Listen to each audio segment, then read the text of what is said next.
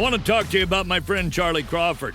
He's a 10-time NFR qualifier. Charlie Crawford, time to just shake it out and win. Got it on him fast. Set there up. We are. Here's a day nice money run. lead. You betcha 3-8. That's an absolute perfect run. Timing was perfect from the time the first swing is up. He's got the control. Charlie made it happen by being timed up with his horse with the steer, and being able to not just rope, but to pick that steer's head up without changing the momentum for the heeler at all. We know his beautiful wife, Jackie, all three of their beautiful children, the founder of the Liberty and Loyalty Foundation, which this year will exceed $1 million raised for military and first responders. I've said it 1,000 times. Charlie, it's time to rope, nod and ride, whip and spur. I want to welcome you to the Charlie Crawford Podcast. Let's ride. How often should you score your horse in the practice pen? So a few things to take into consideration is, how's my horse scoring at the competition? Is he looking left? Is he looking right? When the gates bang, is he stepping to the inside? Is he stepping away? You know, things that you want to try to repattern him to get him to where he's going towards the spot that you want him to go to. Is he popping? Is he rearing? Is he squatting? You know, popping or rearing would be when their front feet elevate, where instead of staying on the ground, where you're missing the start. Is he squatting? Where in that way, when the gates bang, his butt's tucking up underneath of his hocks. That'll elevate his start. You know, is he going through your hand? So those are things you want to take in consideration on how you're going to score your horse. But knowing the two different types of barriers that you're going to see in competition. One is what they call a World Series barrier. And that's where the barrier for the steer is right in front of the chutes. So when the gates bang, literally they have an electric eye sitting there right in front of the end of the gates of the chute. And so that when that steer crosses it, it's just right in front of him. And then for the barrier for the electric eye for the head horse at a World Series barriers is literally just usually right around 2 feet in front of that head horse. And so it's a real short distance. And a lot of times your box for the World Series barriers is usually right around 22 feet, high or low, depending on how hard the cattle run. And so those type barriers, you don't want your horse scoring too dead. And what I mean by dead is where when the gates bang, the horse ain't moving, and your left hand goes forward, and the horse is not really reacting off your hand, and you have to kick start him. Well, if you're having to go with the steer, right behind the steer, that's where you can be late a lot of times. I want to make sure that my horse is able to score in 3 different ways for a World Series barrier. Because usually I see it about 2 starts. Usually the start for, say, the 12 and up, the steers are pretty sharp and pretty crisp. Usually you can almost go with them. You can't go ahead of them, but usually you can go with the steer. So you're trying to time when the steer go, and you're trying to time going with them, which is an extremely tough start. You know, a lot of times you almost have to just time trying to go with them. Otherwise, if you try to see something, you're late and it takes you out of the roping. So I try to time going with them. And then sometimes your 12s down to your 9s, a lot of times those are just nice steers, just real nice. A lot of times those are just kind of your medium minus type steers, where as long as they get ahead of you, then you're out. So you're trying to time as soon as they wiggle, you're right behind it and you're hitting that start. And then you have your 8.5 to sometimes 7 ropings, where them steers maybe are a little bit slower, where the gates bang and they kind of step off. The ones you're not going to get outrun on. And so I'll let them step. As long as they take a step, that way you know you're out. And so a World Series barrier, how I want to score my horse is I want to make sure that I don't mind if his feet are pedaling in the box as long as he's ready to go. What I don't want is I don't want that horse at a World Series barrier is when the gates bang and he goes through my hand and literally goes, past the steer.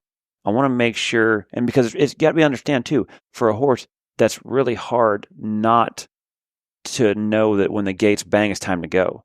Because usually there's a pattern there. When the gates bang, usually right after that, you're going.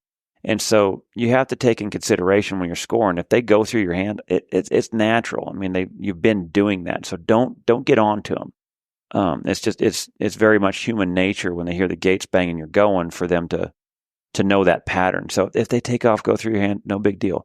I keep it real simple. I score till they score. So come back in there, nod again. If he goes through your hand, no big deal.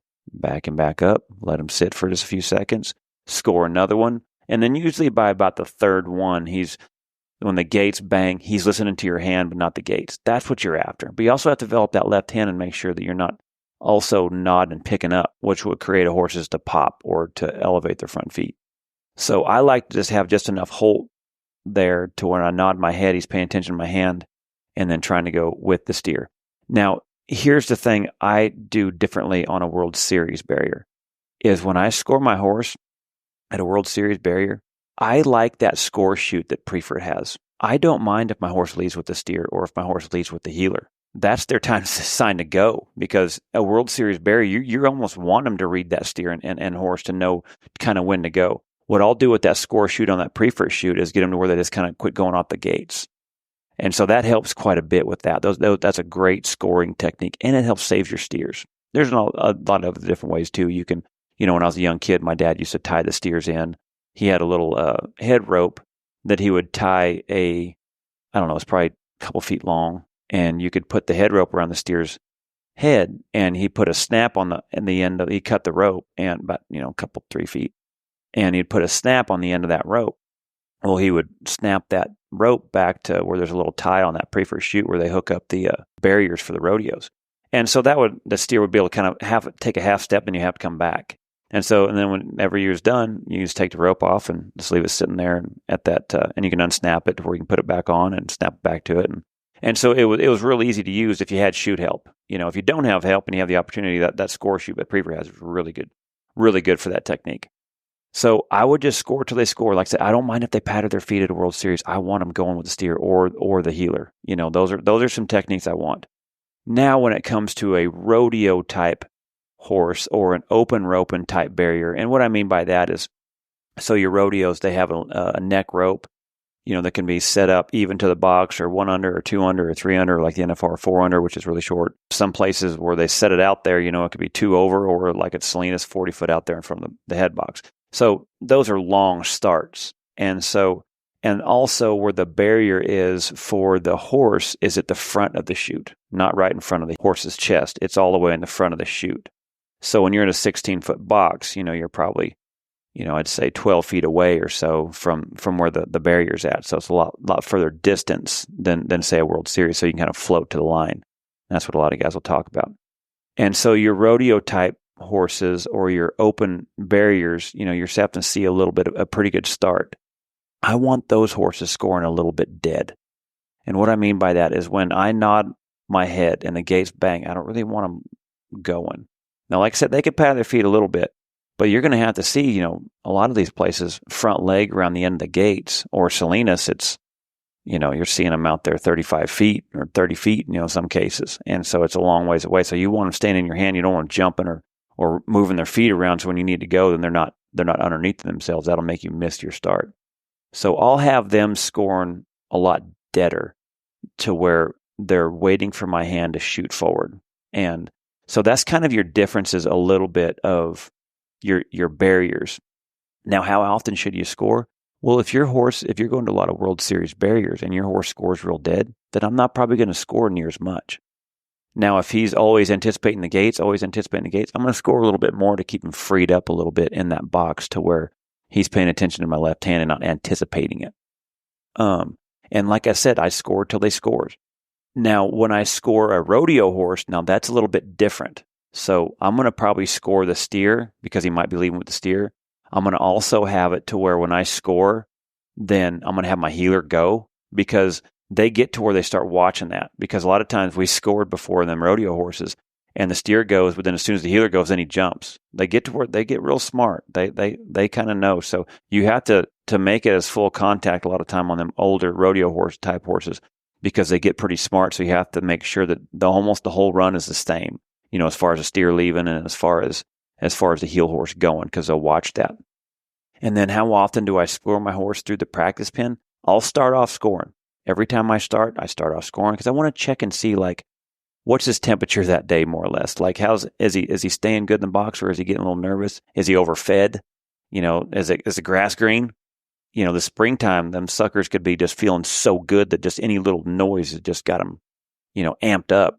Is their feed too strong? If you feel that, or if they've had a long break, or just they're full of combustion, just go lope them around a little bit longer. If you feel that, don't get in a fight. Just go lope them around, get them a little bit more tired. No different than when you see kids in school have to go to recess. They've got to be able to go move around for a little while so you can kind of get their attention. It can happen a lot of the same things with horses. So if you feel that, just go ride them around and get them a little more tired, then come back and try it again. But I always start off scoring. And then I also run a few steers maybe, and then I want to check the temperature again. Okay, how's he scoring? Is he still scoring good? And so I want to keep maybe every 1 or every 2, depending on how good that horse is scoring. If he scores real good and dead, then you can run 2 or 3 and score it, see how he's doing. Run 2 or 3, score, see how he's doing. If you need to score a couple more, score a couple more. But if he's kind of a warm, like a hotter type horse, you might have to start off scoring 2 or 3 or 4, see how he's doing. Run 1, then come back and score 2, 3 or more, and see how he's doing, and keep that run 1, score a few. That way, he's always staying under your hand and not jumping at the gates. And so you got to kind of know, is my horse a little hot-blooded or is he a little cold-blooded? Sometimes I'm cold-blooded. You can run a few more on them because they're a little bit lower energy. Them hot-blooded ones where any little loud noise basically can just get them nervous. You're going to have to manage those a lot better. But I always end scoring. And because remember, what sets up the run is the start. And so making sure that you get the right start to set up that run, it takes a lot of scoring. To know how your horse is in the box, it is going to require some feel to where you understand what your horse is. Because I've seen too many guys trying to get too many reps in the practice pen where they're always trying to worry about catching, and they let the scoring go, and then they're not getting their goes, which is costing them money at the jackpots.